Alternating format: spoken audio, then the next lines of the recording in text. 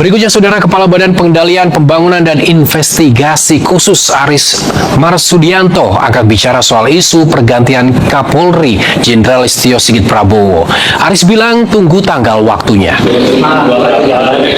Saat ditanya soal isu surat Presiden pergantian Kapolri telah dikirim ke DPR, Aris bilang rotasi jabatan adalah hal biasa dalam tata kelola pemerintahan. Ia meminta masyarakat menunggu keputusan Presiden Prabowo Subianto dan tidak berspekulasi lebih jauh. Alah, tunggu tanggal waktunya. Tapi bener nggak sih Pak, udah diserahkan? Jabatan di dunia pasti akan diganti. Nah, tidak ada yang tidak diganti kan begitu. Tinggal waktunya gantung Pak Presiden. Sudah dikirim ke DPR belum Pak? Udah, tunggu aja ya. Udah Pak, udah dikirim Pak. Sementara itu, Saudara, DPR membantah soal isu sudah dikirimkannya surat perintah Presiden terkait pergantian Kapolri. Wakil Ketua Komisi 3 DPR fraksi Partai Nasdem Ahmad Sahroni juga membantah kabar adanya rencana penggantian Kapolri Jenderal Listio Sigit Prabowo. Bagus kok, cuman kan isu terkait dengan bagaimana Kapolri diganti kan hembusannya kenceng, wajar kan, beliau udah 5 tahun gitu. Karena lama ya? Karena lama, orang ada yang nggak suka, ya ya dimaklumin aja. Pengen ganti?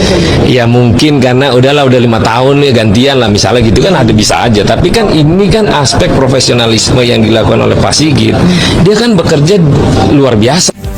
Mau sabotase pemerintahan saya ya, kalian ini mau menjatuhkan saya ya, begitu. Kemudian muncul usulan untuk mengganti Kapolri. Usulannya dari mana? Dari Menhan Syafri Samsudin. Kapolri atau Polri lah ya, institusi kepolisian yang tidak melaporkan, lagi-lagi tidak melaporkan ya penggeledahan di Rabu itu kepada Presiden. Nah, ini jadi satu concernnya Presiden. Karena dianggap tidak melaporkan dan lain sebagainya, ini dinilai sebagai bentuk pembangkangan. Ternyata Menhan Syafri itu mengusulkan satu nama yang saat ini juga menjabat di Bintang 3 Polri, yaitu Kabahar Kam, Mabes Polri, Komisaris Jenderal Karyoto. Setelah bubar gitu ya, para peserta rapat, ada yang bisikin Prabowo. Pak Prabowo, Karyoto itu besannya KDM loh Pak. KDM Mulyani Gubernur Jawa Barat. Oke. Nah, Prabowo respon, loh nanti kalau jadi Kapolri, Karyoto ini kerjanya bukan buat saya lagi. Saya juga bukannya tidak mendengar dan kemudian tidak berpikir untuk apakah saya harus mengundurkan diri ataukah saya harus bertahan, dan ini kemudian menjadi polemik ya, dan juga menjadi satu hal yang juga itu menjadi bagian dari beban yang saya pikirkan, dan itu saya sampaikan juga ke teman-teman, ke para pejabat, ke anggota, bagaimana kalau saya mundur. Namun dari mereka juga banyak yang keberatan, dan kemudian saya berpikir bahwa mundur di dalam situasi kondisi seperti ini sama saja saya meninggalkan kondisi anggota, kondisi institusi yang sedang terpuruk, yang carut marut, dan kemudian saya mundur, saya nggak tanggung jawab. Nah, inilah yang saya ketahui, saya cari informasi siapa sih penyidik R ini, ternyata dia adalah saya anggap sambil ketawa aja, ternyata ada juga di Indonesia ini ada penyidik Polri ya, ada penyidik pegawai negeri sipil, ada penyidik tertentu, dan satu lagi ada penyidik Oslo seperti itu ya. Ini ya penyidik ini yang mendampingi waktu RJ, sekali lagi Damai Hari Lubis, Egi Sujana, dan Risman di kediaman Jokowi ya. Padahal kediaman Jokowi itu bukan kantor polisi seperti itu ya. Mudah-mudahan peristiwa ini tidak terjadi bagi kepada masyarakat lainnya, yang ya saya dalam tanda petik mengatakan kriminalisasi seperti ini sudahlah, hentikan saja, jangan sampai terjadi lagi. ya setelah lahirnya Undang-Undang Nomor 1 Tahun 2023 tentang Kitab Undang-Undang Hukum Pidana dan Undang-Undang Nomor 20 Tahun 2025 yaitu Kitab Undang-Undang Hukum Acara Pidana yang baru. Kalau memang hak prerogatif presiden, tapi sekarang muncul rumornya cukup liar pergantian dari Kapolri. Menurut Anda sendiri, presiden sebenarnya yang mau ganti atau sebenarnya ada serangan politik di belakangnya? Ya, dua-duanya ada. Dua-duanya ada. Ya, saya melihat. Bukan masalah konsultatif politik di atas tadi disampaikan oleh Bang Rey. Saya kira begini ya. Saya ingin menambahkan apa yang dikatakan Bang Susno tadi, bahwa sebenarnya soal penggantian itu kan hak prerogatif presiden. Nah, kemudian tapi tidak tepat sekarang, tidak tepat dalam bulan ini. Kenapa tidak tepat?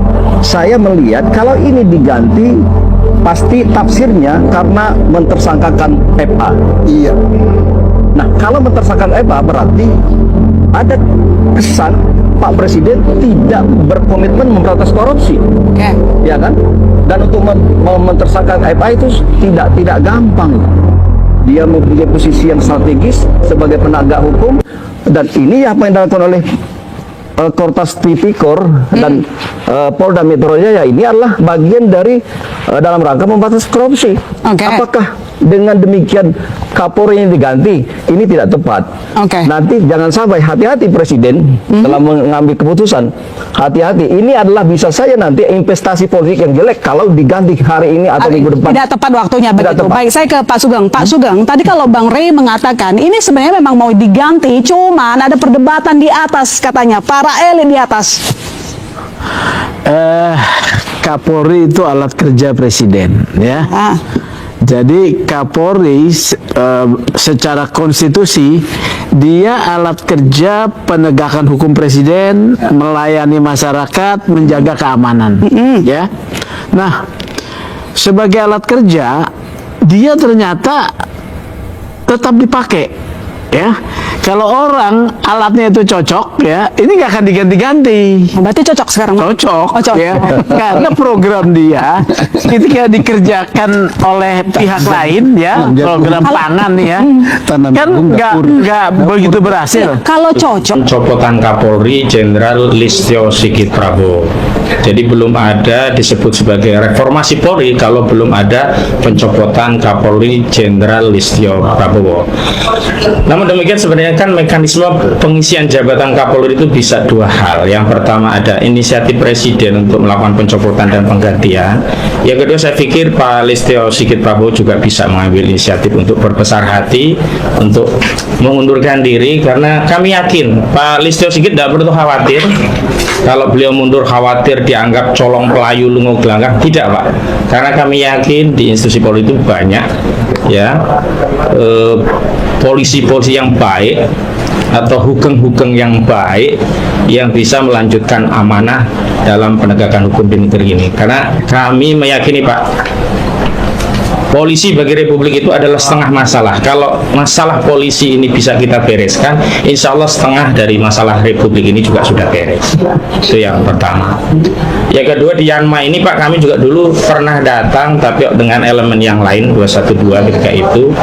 Salah satu tuntutannya yang sampai hari ini juga belum pernah ditindaklanjuti oleh institusi Polri dan sudah pernah dijanjikan oleh Pak Kapolri Listio Sigit Prabowo saat dengar pendapat di Komisi 3 DPR RI, ini tentang tindak lanjut kasus KM50 yang saat itu Pak Kapolri berjanji jika ada novum akan ditindaklanjuti. Dan perlu kami tegaskan, kami juga sudah mengirimkan novum berupa petunjuk-petunjuk bahkan bukti saksi yang telah dikompilasi oleh Pak Marwan Batubara juga dalam buku putih KM50 yang itu belum pernah diambil keterangannya baik oleh penyidik di tingkat penyidikan apalagi di pengadilan. Dan kami meyakini proses persidangan sampai pemberian vonis pada kasus KM50 itu hanya untuk melegitimasi skenario tertentu agar perkara dianggap selesai. Nah, karena itu janji juga sudah disampaikan Kapolri, novum juga sudah ada. Kalaupun ya Pak Listio paling tidak mengambil dua inisiatif. Kalau tidak mau mengambil inisiatif mengundurkan diri dari jabatan Kapolri, segera mengambil inisiatif untuk melakukan penyidikan ulang kasus KM50, karena sekali lagi tidak make sense, Pak. Persoalan itu dianggap pada 3 orang dan kemudian putusannya juga onslah. Janganlah kami rakyat yang memang bodoh ini semakin dibodohi lagi dengan proses penegakan hukum yang dinarasikan sebagai sebuah penegakan hukum, tapi kami membacanya dengan sangat gamblang, bahkan telanjang. Itu hanya orkestrasi yang dilegitimasi oleh proses penyidikan, penuntutan, bahkan vonis pengadilan. Dan yang terakhir, yang paling penting bagi kami, saya pikir kami ingin menjadi mitra, dan saya yakin juga institusi kepolisian ingin menjadi mitra kami, mitra aktivis, mitra rakyat. Karena itu jangan pernah ada. Selamat datang kembali di channel Menyala News. Salam NKRI, harga mati. Hadirin sekalian, warga negara Indonesia yang kami cintai dan kami hormati, pagi, siang, maupun sore hari, dimanapun Anda berada di seluruh penjuru tanah air. Hari ini kita membahas satu berita besar yang mengguncang seluruh lapisan masyarakat yang menyangkut keamanan, penegakan hukum, dan arah kebijakan negara kita ke depan. Berita yang sedang hangat dibicarakan di mana-mana, Surat Presiden atau SUPRES telah resmi sampai ke meja Dewan Perwakilan Rakyat. Dan kabarnya, Presiden Prabowo Subianto telah mengambil keputusan tegas akan segera mengganti Kepala Kepolisian Negara Republik Indonesia yang sedang menjabat. Bahkan, kabar terbaru menyebutkan sudah muncul 2 nama kuat yang dicalonkan untuk menduduki jabatan paling strategis dan paling berpengaruh di tubuh lembaga kepolisian kita. Apa sebenarnya yang melatar belakangi langkah besar ini? Mengapa pergantian ini dilakukan di waktu yang terbilang belum lama sejak pemerintahan berjalan? Apa saja pertimbangan yang mendasari keputusan Presiden? Siapa saja 2 nama yang kini disebut-sebut sebagai calon terkuat? Dan apa dampak besar yang akan terjadi bagi penegakan hukum, keamanan, serta kehidupan seluruh rakyat Indonesia ke depannya? Mari kita bedah satu persatu secara mendalam, jujur, dan menyeluruh demi kebenaran dan kepentingan bangsa serta negara kita tercinta. Bagian 1. Memahami apa itu SUPRES dan mengapa sangat penting. Hadirin sekalian, sebelum kita melangkah lebih jauh, mari kita pahami dulu dengan jelas apa itu Surat Presiden atau yang sering kita singkat dengan sebutan SUPRES. Ini adalah surat resmi yang dikeluarkan oleh Presiden selaku Kepala Negara dan Kepala Pemerintahan yang dikirimkan kepada Dewan Perwakilan Rakyat berisi usulan resmi mengenai pengangkatan atau pemberhentian pejabat tinggi negara. Jabatan Kepala Kepolisian Negara adalah salah satu jabatan paling strategis di Indonesia. Karena itulah, pengangkatan maupun pemberhentiannya tidak bisa dilakukan secara sembarangan. Harus melalui prosedur ketatanegaraan yang berlaku, yaitu dengan diajukan melalui surat Presiden kepada DPR untuk kemudian dilakukan uji kelayakan dan kepatutan sebelum akhirnya disahkan. Jadi ketika berita menyebutkan bahwa SUPRES pergantian Kapolri telah resmi sampai ke DPR, artinya langkah resmi dan sah menurut hukum negara telah dimulai. Ini bukan sekedar isu atau kabar burung semata. Ini adalah langkah nyata yang sudah masuk ke dalam jalur ketatanegaraan yang harus diikuti dan diproses oleh wakil-wakil rakyat yang duduk di Dewan Perwakilan Rakyat. Hadirin, kita semua harus menyadari betapa pentingnya posisi seorang Kapolri. Beliau adalah pemimpin tertinggi dari seluruh jajaran kepolisian di seluruh Indonesia. Seluruh kebijakan, arah kebijakan, dan sikap penegakan hukum di seluruh negeri berpusat pada pimpinan di posisi ini. Maka, setiap langkah yang diambil dalam proses pergantian ini akan berdampak langsung kepada kehidupan kita semua. Mulai dari bagaimana hukum ditegakkan di desa-desa terpencil, di kota-kota besar, hingga bagaimana kasus-kasus besar yang menyangkut banyak orang ditangani. Maka wajar jika berita ini langsung menjadi pembicaraan hangat di mana-mana. Mulai dari warung kopi, lingkungan masyarakat, hingga kalangan pemerhati politik dan hukum. Rakyat mulai bertanya-tanya dengan penuh harap sekaligus cemas. Mengapa harus diganti saat ini? Apakah ada hal-hal mendasar yang menjadi alasan di balik keputusan Presiden? Apakah ada masalah besar yang belum terselesaikan? Apakah ada keluhan dari masyarakat yang belum mendapatkan penyelesaian yang adil? Atau ini adalah bagian dari langkah besar pembenahan negara yang sedang disusun oleh Presiden Prabowo demi masa depan bangsa yang lebih baik? Bagian 2. Keputusan Presiden Prabowo mengganti Kapolri. Hadirin sekalian, keputusan Presiden Prabowo Subianto untuk mengganti Kapolri yang sedang menjabat ini tentu bukan keputusan yang diambil secara mendadak, tanpa pertimbangan, atau hanya karena keinginan pribadi. Seorang presiden yang memegang kendali pemerintahan negara sebesar Indonesia pasti telah mendengar banyak masukan, menerima berbagai laporan, melakukan berbagai pertemuan, serta mempertimbangkan segala aspek secara menyeluruh sebelum akhirnya menandatangani surat keputusan yang begitu penting dan berdampak besar ini. Banyak pihak yang memberikan pandangan mereka mengenai alasan di balik langkah ini. Sebagian besar menilai bahwa keputusan ini adalah bagian dari upaya besar pembersihan dan pembenahan lembaga penegak hukum agar lebih bersih, lebih tegas, lebih berani, dan lebih berpihak kepada kebenaran serta keadilan bagi seluruh rakyat. Ada juga yang menilai bahwa pergantian ini dilakukan untuk menyelaraskan visi, misi, serta arah kebijakan lembaga kepolisian dengan program-program besar pemerintahan yang sedang dan akan dijalankan ke depan. Namun di sisi lain muncul juga pertanyaan-pertanyaan yang wajar dan patut kita jawab bersama. Apakah ada hal-hal yang kurang berjalan baik selama masa bakti Kapolri yang sekarang? Apakah ada keluhan dari masyarakat yang belum mendapatkan perhatian serius?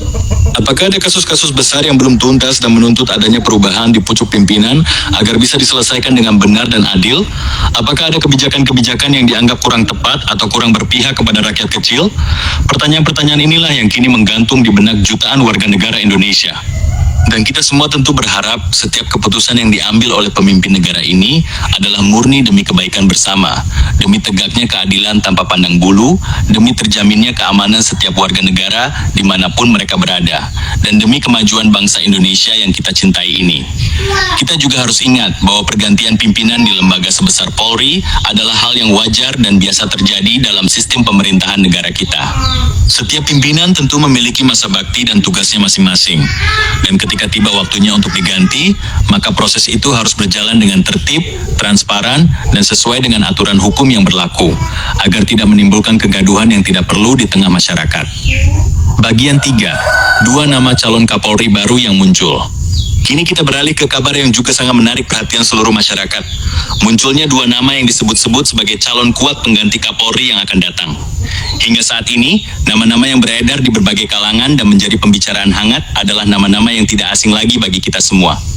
Mereka adalah tokoh-tokoh yang memiliki rekam jejak panjang di dunia kepolisian, yang sudah lama mengabdi kepada negara, yang sudah berpengalaman memimpin berbagai satuan kerja di berbagai daerah, dan yang sudah dikenal masyarakat atas kinerja serta sikap mereka selama ini.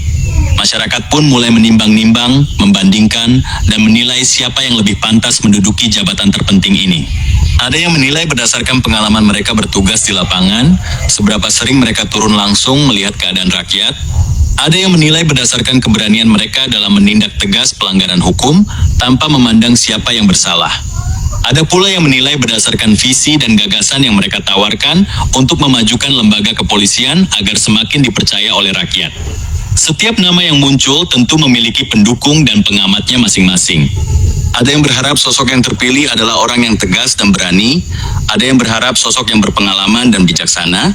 Ada pula yang berharap sosok yang dekat dengan rakyat dan peka terhadap kesulitan yang dihadapi masyarakat sehari-hari. Namun di tengah berbagai nama yang muncul dan berbagai pendapat yang berkembang, ada satu hal yang harus kita ingat bersama. Apapun nama yang nantinya akan dipilih dan disahkan oleh DPR, yang paling utama dan paling penting adalah apakah orang tersebut memiliki integritas yang tinggi, kejujuran yang tidak diragukan lagi, keberanian yang besar untuk menegakkan hukum kepada siapa saja tanpa pandang bulu, serta kemampuan untuk membawa Polri menjadi lembaga yang benar-benar bersih, jujur, dan dipercaya oleh seluruh rakyat Indonesia dari Sabang sampai Merauke. Kita juga berharap proses pemilihan dan pengesahan ini berjalan secara terbuka, jujur, dan dapat dipertanggungjawabkan kepada seluruh rakyat. Sehingga nantinya, siapapun yang terpilih menjadi Kapolri baru, beliau dapat memimpin dengan tenang, mendapat dukungan penuh dari masyarakat, dan dapat bekerja dengan sepenuh hati demi keamanan dan keadilan seluruh bangsa. Bagian 4. Harapan rakyat terhadap Kapolri baru. Hadirin sekalian, saat ini muncul satu pertanyaan besar di hati setiap warga negara. Apa sebenarnya yang kita harapkan dari seorang Kapolri yang baru? Pertama dan yang paling utama, rakyat mengharapkan tegaknya keadilan yang sama bagi semua orang. Tidak boleh ada pembeda antara orang kaya dan orang miskin, antara pejabat tinggi dan rakyat biasa, antara orang yang punya pengaruh dan orang yang tidak dikenal. Hukum harus ditegakkan dengan tegas dan adil kepada siapa saja yang melanggar, tanpa pandang bulu, tanpa ada yang ditutupi, dan tanpa ada yang dikecualikan. Begitu, jatah negara gabya, agar rumah tekan berikan apa kita. Speaks atau pergi gabia. Nyunga kita udah segera trigger. Macam nak ke gabia. Dokin egaki jakong kasnya. Pagna jakegya. Melingga ka komai kerota. Srogi yak yoka. Kia ka kenda gisi pajanga. Hangga nang gamin kiada. Anggo jake ka jaon. Doki kakek dia, bingau kakek jauh, kabelnya kakek abia, buka kakek jauh, panggo strategi lah, munyoko kakek joja, buangnya kakek coro, gay kakek coro, joki kakek coro, joki kakek coro. Ya, halo sobat politik semuanya, kembali lagi bersama saya di channel Track Record, saluran yang selalu menyajikan informasi terkini dan fakta-fakta penting seputar dunia politik Indonesia.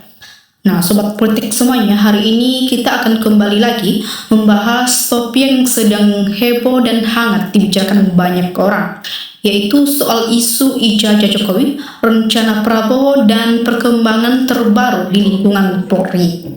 Nah, teman-teman semua, di sini mari kita lihat ya apa saja pendapat dan tanggapan netizen yang sudah menuliskan komentarnya di kolom diskusi. Nah, oke, langsung saja teman-teman semua. Di sini disampaikan oleh Saudara Samini yang menurutku Kapolri dan Jokowi muka tembok, nggak tahu malu, saling menutupi, saling melengkapi. Nah, dikatakan oleh Saudara Kecut 88, ya sebagai warga anak bangsa rasanya kok ini Kapolri, ya emang sudah hilang rasa malunya, alias nggak tahu malu, repot kalau pejabat sudah seperti ini. Nah, teman-teman semua, di sini juga disampaikan oleh Saudara Imas Safiri, ya kata Listio Sigit, kalau mundur berarti nggak tanggung jawab soal kasus ijazah palsu Jokowi. Ya, tetap tanggung jawab. Listio Sigit, Jokowi terkesan dilindungi. Nah, teman-teman, di sini juga dikatakan oleh Saudara Didi yang masih dibutuhkan untuk mengamankan seperti rencananya awal harus melindunginya hingga benar-benar majikan aman.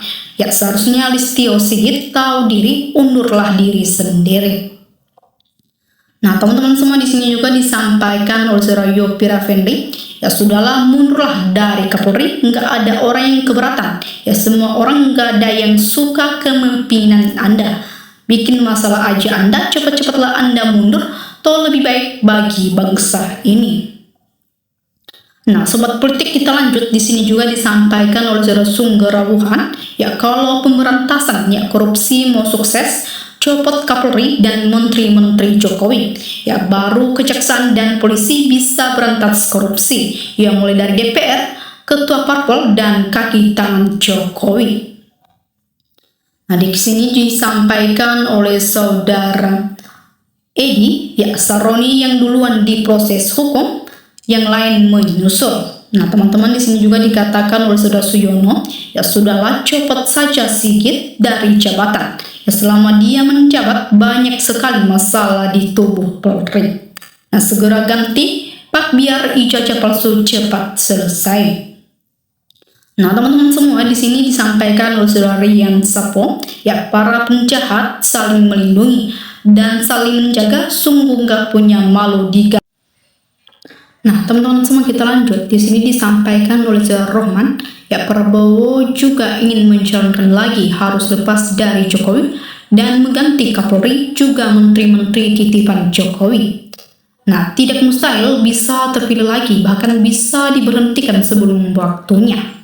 Nah, Jokowi itu licik, Prabowo nggak sadar jika Jokowi ditusuk dari belakang. Nah, Jokowi lawan dalam selimut, tapi Prabowo emang gak sadar dan kondisi ini. Nah, Rakpol TNI untuk lakukan tindakan ini jangan percaya pada Polri dan orang-orang Jokowi.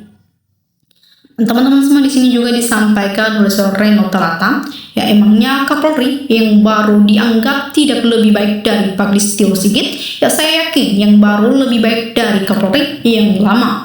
Ya buktinya kasus-kasus yang di zaman Pak Listio banyak yang menggantung di udara. Nah, sobat politik semuanya, di sini juga disampaikan oleh Saudara Bambang Lumoyo, ya baguslah kalau Pak Prabowo mau ganti Listio, bukan loyalis dan susah diatur orangnya, suka membangkang, terakhir bikin risih antara institusi. Nah, teman-teman semua, di sini juga disampaikan oleh Saudara Kadeng Sumadana, ya kalau sudah diprotes, ya aduh malu sekali. Nah, kasus ini harus segera diselesaikan. Nah, teman-teman semua, di sini juga disampaikan oleh Saudara Trio Puji Budono, ya bubarkan aja sekalian polisi sama DPR-nya, nggak ada gunanya, ya habis-habisin anggaran negara saja. Nah, teman-teman semua, di sini juga dikatakan oleh Saudara Songke, ya selagi Listio masih mau mempertahankan kejahatan Ketua PKI, ya Jokowi dengan ijazah palsunya jangan harap diganti apalagi dicopot. Ya karena Jokowi PKW udah mengeluarkan uang ribuan triliunan sama Kapolri. Ya hanya Kapolri membayar semua pejabat negara. Yang pertama KPU, Hakim Jaksa, KPK, Kapolda, Jokowi. Nah, keselamatannya dari semua itu jangan harap negara aman selagi semua itu masih hidup. Nah, teman-teman semua, kita lanjut. Di sini juga disampaikan oleh Saudara Edi Yandi, ya Kapolri tidak akan diganti karena mengetahui kasus korupsi berjamaah. Ya sepertinya tidak cukup ganti Kapolri tapi reformasi Polri. Nah, teman-teman semua, di sini juga disampaikan oleh Saudara Pestiadi, ya kalau benar Kapolri dipecat, ini baru mantap.